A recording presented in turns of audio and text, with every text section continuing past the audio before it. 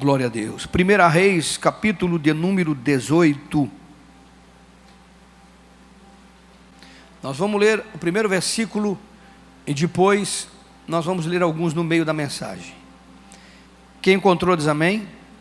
Versículo 1 diz assim: muito tempo depois veio a palavra do Senhor a Elias no 3º ano, dizendo: vai, apresenta-te a Acabe, porque darei chuva sobre a terra.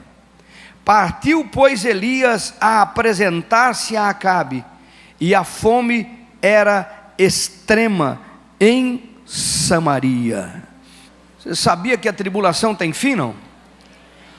A Bíblia diz no Salmo, se não me falha a memória, o Salmo 30, diz que o choro pode durar uma noite, mas a alegria vem pela... Uma noite tem tempo para começar e tem tempo para terminar. Nem tudo que você está enfrentando vai permanecer. Seja a origem que for, vai terminar, porque o teu Deus é poderoso para te dar vitória. Nós estamos diante de um dos fatos mais marcantes do ministério de Elias.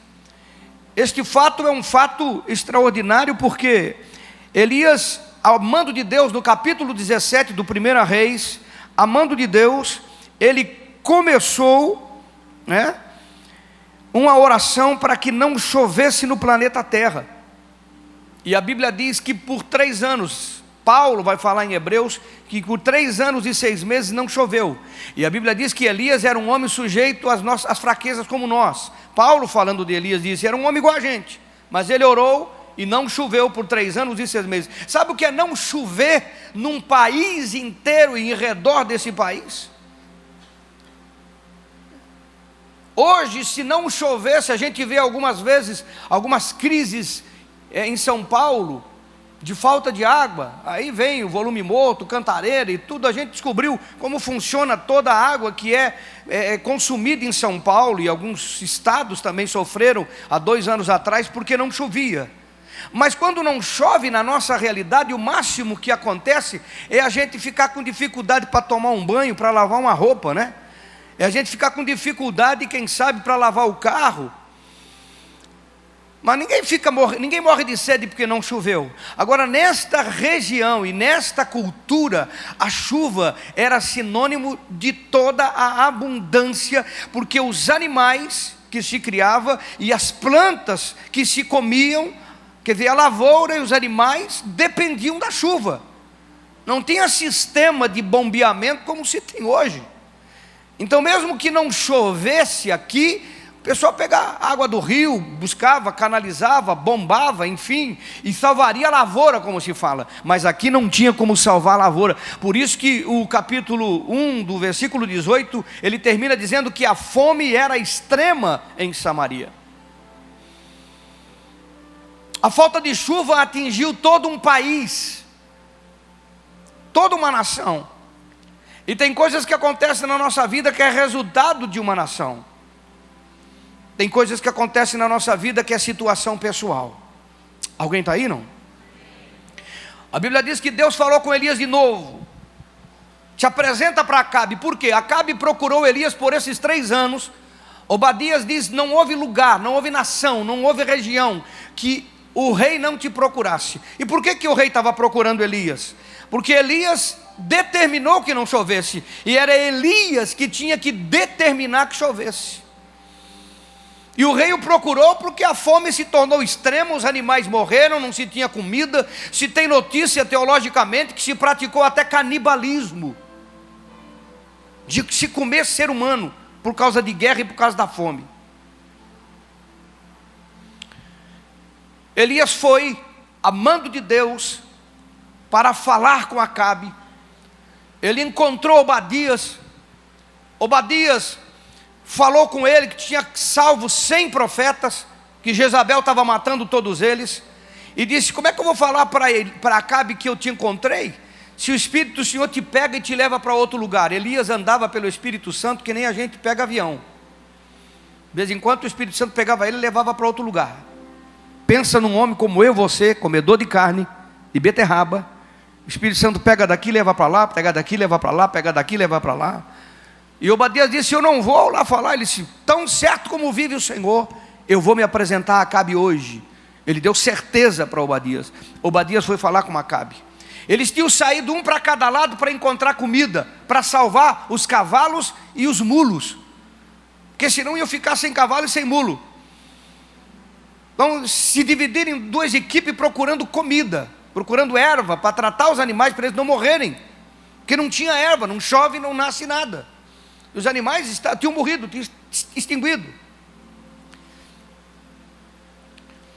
A Bíblia diz que Acabe chegou, depois que Obadias o encontrou, e falou com Elias, e disse: Elias, tu está perturbando Israel, como quem diz, você disse para não chover, e não está chovendo, e agora nós estamos passando tudo isso, a nação está passando tudo isso, por tua boca, por tua palavra. Elias falou para ele: não, senhor, é você que é o perturbador de Israel, porque você deixou dos valores de Deus, da palavra de Deus, do concerto de Deus, seguiu Jezabel, está adorando o ídolo, e é por isso que isso veio sobre a nação de Israel. Um governo fora da vontade de Deus, o que vivemos no nosso país, atinge a todos nós, como somos atingidos. A Bíblia diz que Elias, e eu creio, porque não está escrito nos livros aqui, mas eu creio que quando Deus falou para ele: se apresenta a Acabe, Deus também falou para ele o que era para ele fazer, que era para ele fazer aquele sacrifício no Monte Carmelo.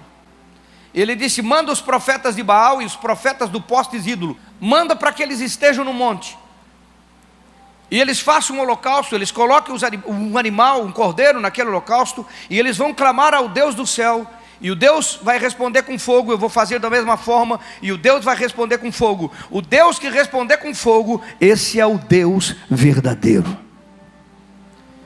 Deus havia dito para ele fazer isto, ele foi e fez.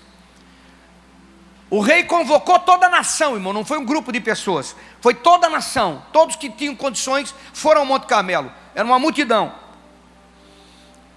Os profetas de Baal fizeram o sacrifício, botaram a lenha, botaram o animal, e começaram a clamar e aclamar de manhã, e aclamar a manhã toda, clamando, e não houve nenhum tipo de resposta, porque nós sabemos que era mentira, Baal não existe, e não responderia dessa forma. Alguém está aí, não? Agora presta atenção comigo. Como é que alguém pode crer em algo que não responde? Os profetas de Baal se retalhavam com lancetas, com facas, se cortavam até sangrar, faziam, sabe aquele sacrifício de bater nas costas para sangrar? Eles faziam algo semelhante a isso, e eles chegavam a sangrar e gritavam. Elias começou a zombar deles, e dizendo: fala mais alto, quem sabe não está ouvindo, fala mais alto, quem sabe ele está dormindo, fala mais alto, quem sabe ele está voltando de viagem, ele está meditando alguma coisa, e estava zombando os caras na frente da nação. E eles estavam lá. O mais interessante é que eles estavam lá, mas nada aconteceu, não veio respostas. No outro dia, eu entendo que é no outro dia, porque no meio-dia eles pararam de clamar e começaram a profetizar até a oferta de manjares. Os profetas de Baal começaram a profetizar, e falaram e profetizaram, e nada aconteceu, e não houve resposta. A Bíblia diz que não houve resposta, não houve saída, não houve nada. Elias no outro dia restaurou o altar do Senhor com 12 pedras, uma para cada tribo. Mandou colocar a lenha, cortou o cordeiro, colocou em cima da lenha do holocausto, fez o holocausto. Mandou cavar um valinho em volta. Na sua versão pode ser que está de rego. Eu estou falando pequeno aqui, mas é algo grande, irmão. E mandou derramar água. Os profetas de Baal não derramaram água, mas ele mandou derramar água. Derramaram uma vez, derramaram duas vezes, derramaram 3 vezes, a ponto que toda a lenha ficou encharcado, todo o holocausto ficou encharcado, e a água escorreu, toda a pedra ficou encharcada, e o valinho que tinha em volta, que ele mandou fazer, encheu de água. Irmão, numa terra seca, para um vale encher de água, é porque tinha muita água. Porque quando derrama água numa terra seca, ela entra, ela some. Mas ali encheu de água, porque foi muita água. Todo mundo viu. Eu fico pensando, por que Elias fez isso?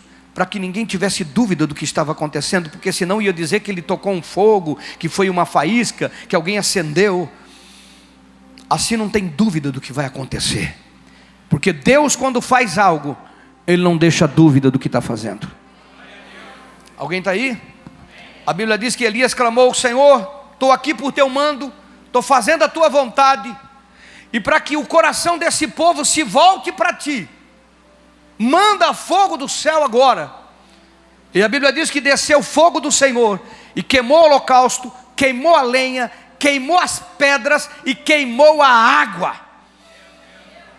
E o povo começou a gritar e colocar o seu rosto no chão e começaram a dizer: só o Senhor é Deus, só o Senhor é Deus, só o Senhor é Deus. Eu até acho interessante, é bom que aconteçam milagres, curas, manifestações de demônios quando são expulsos, é bom que aconteçam fenômenos que a gente vê que sejam reais, porque as pessoas elas respondem ao que os olhos veem. Porque quem age por fé não precisa ver, ele crê. Quem crê no Deus da palavra, crê na palavra. Quem não crê no Deus da palavra, ele tem que ter alguma coisa para ele se apoiar. Quando você precisa de alguma coisa que aconteça, o teu louvor não tem peso. Às vezes nós ficamos emocionados com coisa que vemos e ouvimos. Todo mundo responde aquilo que vê. Não precisa nem ser crente, ele está vendo. Agora, quando você louva a Deus, mesmo não vendo ainda, é porque você crê no Deus que você serve. Elias estava fazendo algo que ele cria, e não que ele estava vendo, ele estava crendo. Houve a manifestação de Deus para que o povo fosse ministrado e entendesse quem é o Deus da vida deles. Alguém está aí, não? Eu quero começar aqui, pregar ao teu coração nessa tarde algo muito simples.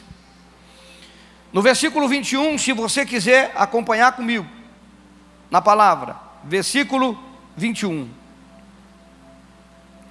a Bíblia diz assim, 20 diz assim o 20: então enviou Acabe mensageiros a todos os filhos de Israel e ajuntou os profetas no monte de Carmelo. Então Elias se chegou a todo o povo e disse: até quando cocheareis entre dois pensamentos?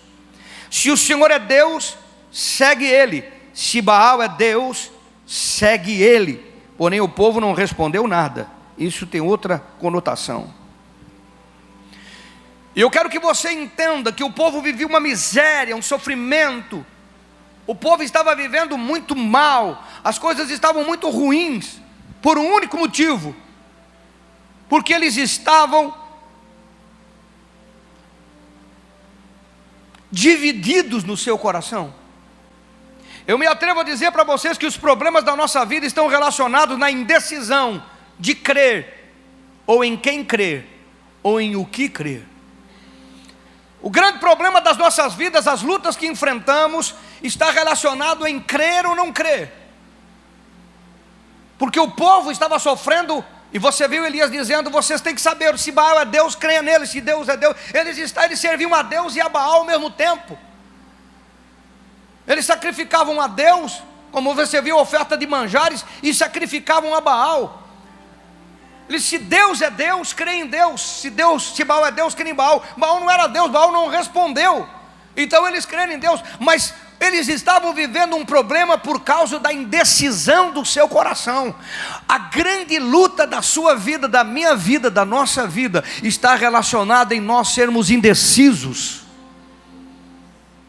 Nós acreditamos em algumas coisas da Bíblia e não acreditamos em outras. Nós obedecemos algumas coisas da Bíblia e não obedecemos outras. Nós confiamos em algumas coisas da Bíblia e não confiamos em outras. Isso se chama indecisão. Ou a Bíblia é a palavra de Deus para nós, ou ela não é. Porque não tem na Bíblia algumas coisas que são verdadeiras e outras que são falsas. O mesmo Deus que escreveu aquilo que nós cremos é o mesmo Deus que escreveu aquilo que temos dificuldades de crer. O mesmo Deus que disse para fazermos certas coisas é o mesmo Deus que disse para fazermos outras coisas que a gente tem dificuldade de fazer. A indecisão do nosso coração é que faz com que a tribulação na nossa vida permaneça. A tribulação desse povo passou, a chuva veio para trazer sobre eles a cura e a restauração, porque eles tomaram uma decisão: o Senhor é Deus, o Senhor é Deus, o Senhor é Deus. mesmo que ela veio de uma forma tão contundente, tão impactante, as mudanças da sua vida, da minha vida, elas ocorrerão quando nós tomarmos posição. Em quem você quer crer? Na mídia? Na opinião de terceiros? Na interpretação de estranhos? Ou na palavra? Em quem você quer crer? Em quem você está crendo? Eu estou falando com um auditório cheio aqui. Você que está lá atrás, você que está aqui na frente, você que senta seus domingos, você tem crido naquilo que tem sido pregado? Você tem crido naquilo que tem sido ensinado no seu grupo de crescimento, no seu GC? Você tem crido na palavra de Deus? Ou você se assenta e tem a atitude de alguns que a gente ouve? São poucos, mas tem. Eu não concordo com isso, eu não concordo com aquilo. Irmão, eu não posso dizer eu não concordo. Eu só tenho o direito de dizer isso não é verdadeiro, isso é falso, isso não está na Bíblia, isso está na Bíblia. Eu não concordo, faz com que eu viva um cristianismo paralelo. Parece que eu tenho o direito de dizer eu quero ou não quero, eu concordo ou não concordo, eu acho ou não acho. Isso não é cristianismo, isso não é vida com Deus. Você precisa decidir crer, porque as grandes lutas da nossa vida estão relacionadas porque nós temos dúvida. Chama a sua atenção. Eles criam em Deus? Criam. Eles acreditavam em Deus? Acreditavam. Eles tinham a promessa? Tinham. Eles tinham a palavra? Tinham. Eles tinham tradição? Tinham. Tinham. Agora presta atenção comigo. Elias não foi provar que Deus existia, eles acreditavam. Elias foi provar que Baal não era Deus, que aquilo que eles estavam duvidando, que estavam colocando em paralelo a vontade de Deus ao querer de Deus, aquilo que eles estavam comparando ao Deus Jeová, ao eterno da vida deles, era falso. Eles acreditavam no verdadeiro, mas também acreditavam no falso. Eles acreditavam naquilo que era correto, mas também acreditavam naquilo que não era correto. Alguém está me entendendo? Alguém está me entendendo? Olhe para o seu irmão e diga: meu irmão, as dificuldades da nossa vida estão relacionadas às dúvidas do nosso coração.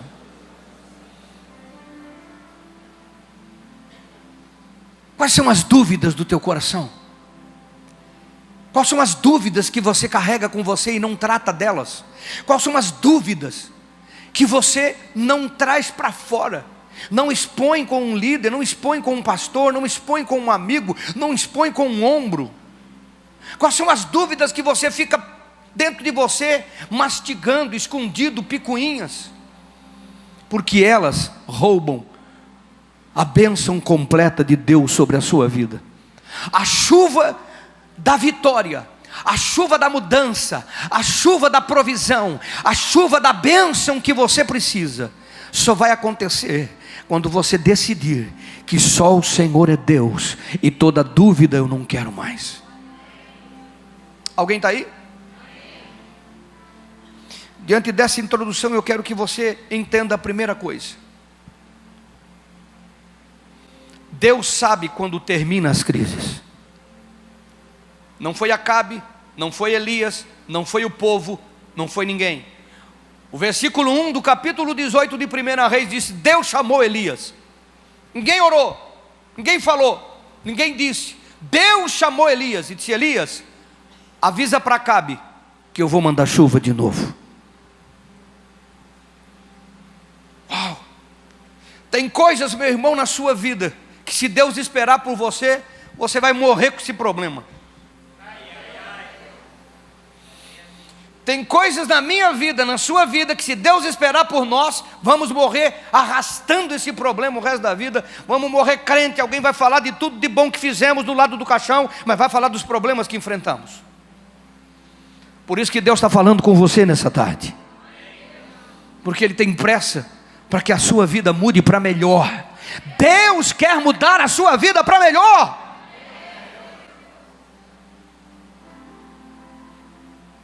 Segunda coisa que eu quero que você aprenda: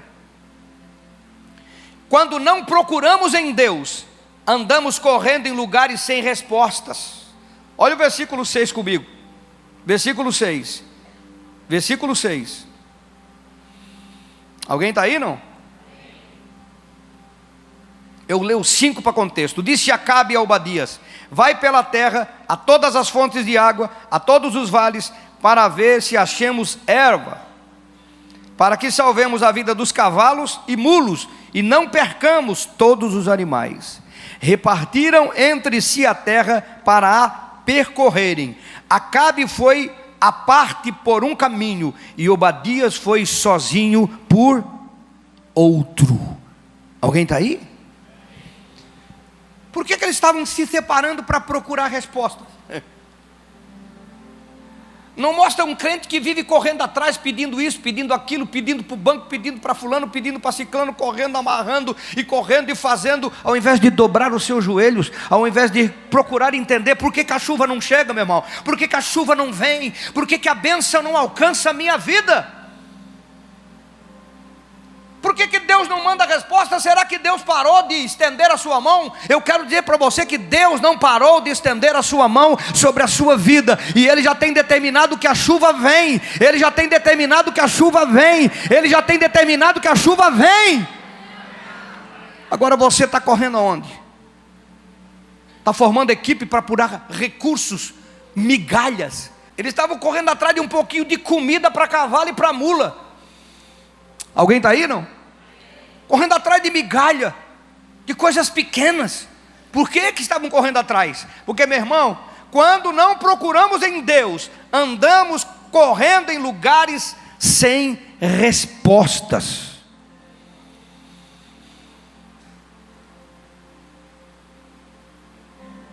A falta de resposta na nossa vida é só a falta de Deus. Diga para o seu irmão: quando você não procura em Deus,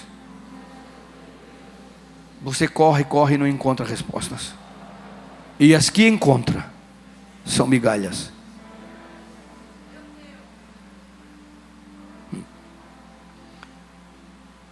Terceira coisa que eu quero que você aprenda: a resposta encontra quem procura ser fiel. Não é você que encontrou a resposta, é a resposta que te encontra.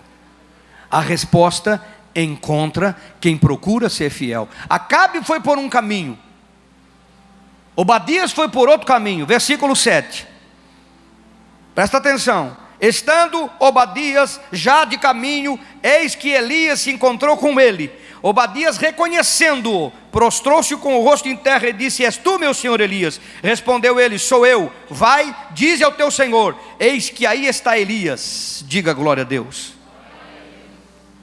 A resposta encontra quem procura ser fiel.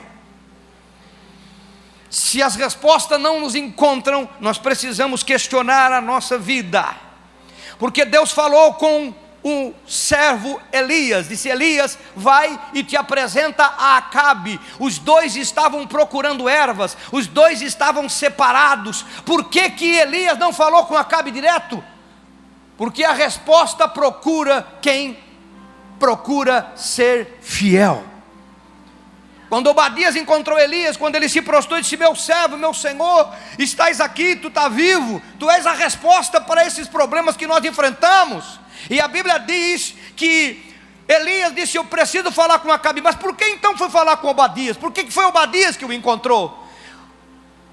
Obadias disse: tu sabe que eu sou fiel, tu sabe que eu sirvo a Deus desde criança, tu sabe que eu sou fiel ao Senhor, tu sabe, Jezabel queria matar todos os profetas do Senhor, eu escondi 150 em cada caverna, e eu tratei eles e estou tratando nesses 3 anos de miséria na nação, com pão e água. Eu me endividei. Você que não sabia, Obadias é o marido da viúva de Eliseu, que multiplicou o azeite. Ele que criou essa dívida por causa da circunstância. Ele disse: eu sou fiel a Deus, eu comprometi a minha vida, eu comprometi os meus recursos. Ele era um homem de alto poder financeiro, ele trabalhava para o rei, e ele estava usando os seus recursos para ajudar os profetas a não serem mortos por Jezabel. Ele era fiel, e ele queria a verdade, ele buscava a verdade, e ele disse: eu não vou te levar para Acabe, porque ele vai matar você e vai matar eu.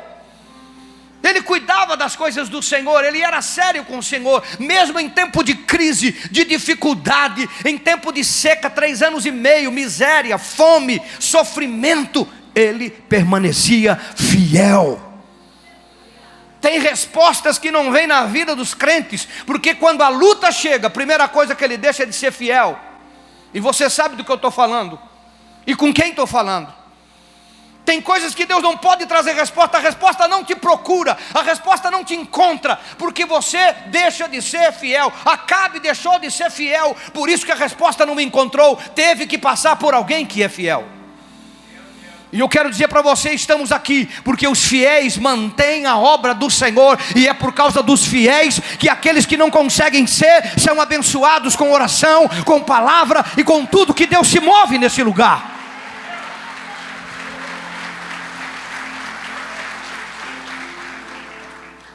Oh Senhor,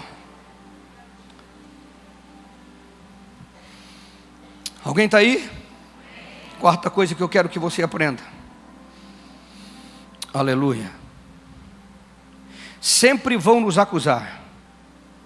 Presta atenção. Sempre vão nos acusar das lutas que enfrentamos. Jó é a escola para isso. Os amigos deles todos: tu está errado, tu está em pecado, tu fez algo errado, tu está em pecado, tu está errado, tu está em pecado. E Jó dizia: eu não fiz nada. Eu li o capítulo 31 de Jó e chorei. Digo, eu queria ser unha encravada de Jó. Só unha encravada de Jó eu queria ser. O cara era impecável. Meu irmão, para Deus olhar para o diabo e disse: tu viste o meu servo Jó? Teme a Deus, se dizia do mal. Deus falando do seu servo, não é outra pessoa. Deus nos conhece por dentro, querido. Você me conhece por fora, eu te conheço por fora, mas Deus nos conhece por dentro. Não, Ele não conhece só o que eu penso, Ele conhece a intenção do meu sorriso. Se o meu sorriso é falso ou é verdadeiro, a intenção do meu olhar, a intenção daquilo que eu faço, a intenção da minha esmola, a intenção da minha vida, Ele conhece. E é por isso que eu vou ser julgado pela intenção, não apenas pela ação. No dia do trono branco, Ele vai julgar a minha intenção, não só a minha ação. Sempre vão nos acusar. Olha o versículo 17. Elias se encontra com Acabe.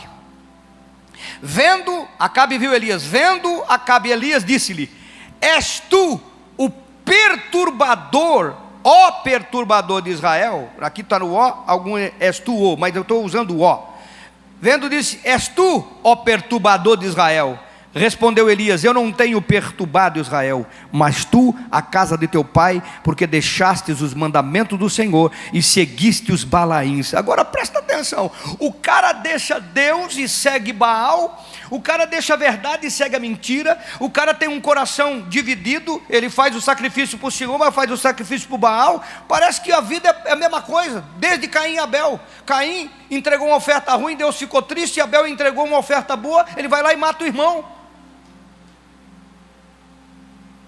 A sua obediência denuncia sempre. Agora entenda, a luta que você enfrenta, sempre alguém vai dizer que a culpa é sua. A luta que ele enfrenta, sempre tem um culpado. Já percebeu nisso?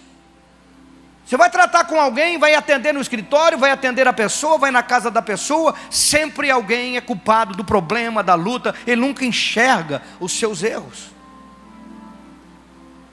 E sempre vão te acusar, sempre vão te acusar. Eu estou falando de duas coisas aqui. Entenda o que eu estou dizendo. Na tua luta pessoal, sempre vão dizer que você é culpado, mesmo que você viva um contexto. O que ele estava dizendo: és tu, ó perturbador de Israel. Como que diz, é tu que causou essa desgraça toda na nação. E Elias respondeu: não fui eu, foi você, porque deixou os mandamentos do Senhor.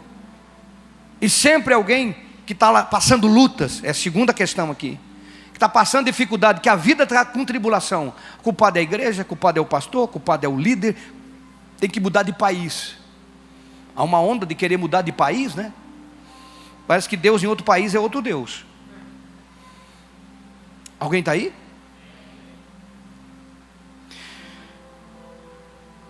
A quinta coisa que eu quero que você aprenda, versículo 41.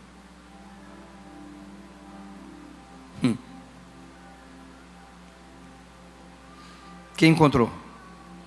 Então disse Elias a Acabe: sobe, come e bebe, porque já se ouve ruído de abundante chuva. Subiu Acabe, a comer e a beber. Elias, porém, subiu ao cume do Carmelo, encurvado para a terra, meteu o rosto entre os joelhos e orava. Alguém está aí, não? Sempre a nossa obediência vai beneficiar quem não crê. Você já parou para pensar que você é o esteio da sua casa, é a coluna na sua casa? Eu sei que é um desafio isto. Deus falou com Elias: vai falar para Acabe que eu vou mandar chuva. Elias destruiu a idolatria, desmascarou Baal, matou os profetas de Baal, restaurou ao povo o coração ao seu Deus, e ainda disse para o rei: pode comer, pode fazer festa, porque a chuva está chegando. Sempre a nossa obediência vai beneficiar as pessoas que estão à nossa volta. Esposa, seja fiel. Mesmo que teu esposo ainda não seja crente, não tenha nada, nem esteja ainda em grupo. Esposo, seja fiel. Mesmo que a sua esposa ainda não esteja ainda em grupo nenhum ainda, seja fiel. Seja fiel. Vale a pena ser fiel. Jovem, moço, moça que está aqui, se o papai e sua mamãe ainda não servem a Deus, seja fiel. Pais, os seus filhos ainda não foram alcançados por Cristo, seja fiel. A sua fidelidade, a sua obediência vai levar a bênção a todos que estão na sua casa. Por isso que Paulo pôde dizer ao carcereiro: crê no Senhor, será salvo tu e toda a tua casa, porque a tua fidelidade alcança, a bênção de Deus alcança todos que estão à sua casa. Alguém está aí, irmão? Meu Deus. E a sexta coisa que eu quero que você aprenda está no versículo 42. Diz assim: subiu Acabe a comer e a beber. Elias, porém, subiu ao cume do Carmelo, e encurvado para a terra, meteu o rosto entre os joelhos e orava. E disse ao seu moço: sobe e olha para o lado do mar. E ele subiu, olhou e disse: não há nada. Então lhe disse Elias: volta. E ele fez isso por 7 vezes. A 7ª vez disse: eis que levanta do mar uma nuvem pequena, como a palma da mão de um homem. Então disse ele: vai falar a Acabe, aparelha o teu carro, desce, para que a chuva não te apanhe de surpresa. Dentro em pouco os céus enegreceram, com as nuvens e vento, e caiu grande chuva. Acabe subiu ao carro e foi para Jezreel. Diga glória a Deus. Agora presta atenção, irmão. Deus que chamou Elias, não foi Elias que orou, não foi o povo que clamou, não foi Acabe. Ele estava usando os recursos humanos, mas a tribulação na sua vida tem tempo para terminar. Ela tem fim. Deus já determinou a bênção sobre a sua vida. Ele quer abençoar a sua vida. A sua bênção já está preparada para você e não está longe. Isso pode acontecer esse mês agora, tudo que você precisa. Deus falou, Deus disse: Elias, vai falar com Acabe, eu vou mandar chuva. Não foi Deus que falou? Elias foi, fez todo o processo, matou os profetas, fez o sacrifício, fez tudo que Deus mandou, falou para Acabe que Deus ia mandar chuva. E isso sempre me chama atenção, porque depois de tudo feito que ele fez, foi para a festa com Acabe? Foi comer e beber e se alegrar porque Deus falou? Não.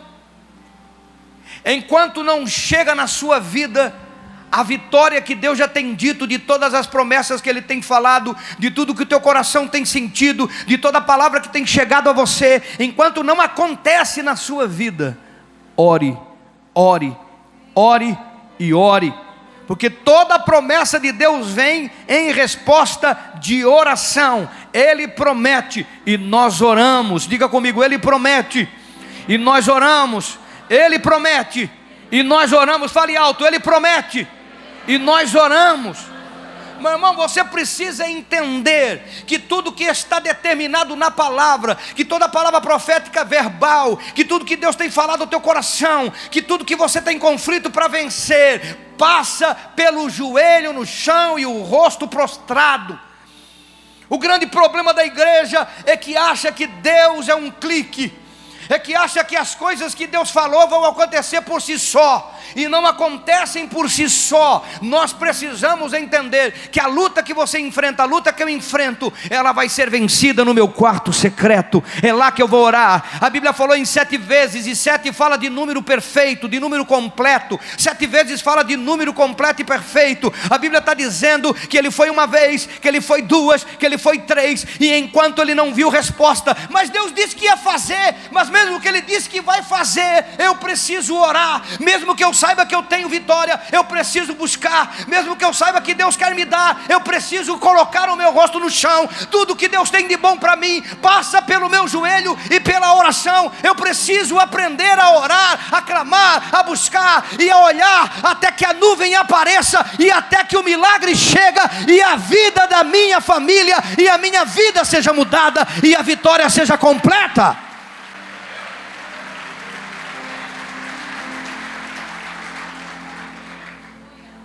Alguém está aí? Tudo que você precisa, tudo, e eu estou falando redundante, tudo que você precisa está no teu quarto secreto. Quantas horas você passa nele? Quantas horas nós passamos de joelho? A tecnologia tem roubado o nosso tempo, o celular tem roubado o nosso tempo, as redes sociais têm roubado o nosso tempo. Irmão, não estou falando que nada disso é pecado, não. Tudo isso é comunicação, é importante, é válido. Quanto tempo nós passamos no quarto secreto? Eu quero dizer para você, a chuva para a sua vida já foi determinada. A chuva para a sua vida, a chuva da vitória, a chuva da mudança, a chuva que vai transformar esse ano, já está preparada. Você olha e não vê, você olha e não vê, mas se você entrar no seu quarto secreto, quando você olhar, ela vai te pegar de surpresa, ela vai te alcançar.